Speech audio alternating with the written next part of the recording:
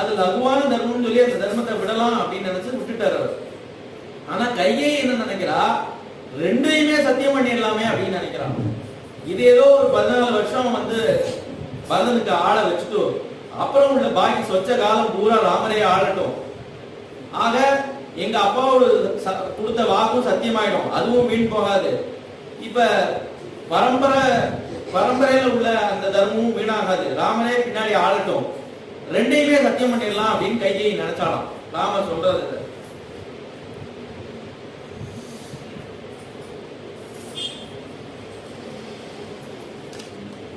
லக்ஷ்மணன் சொல்றாரு, தர்மஹி பரமோ லோகே தர்மே சத்யம் பிரதிஷ்டிதம் தர்ம சம்சிதம் ஏதச்ச விதுர்வச்சனம் உத்தமம்.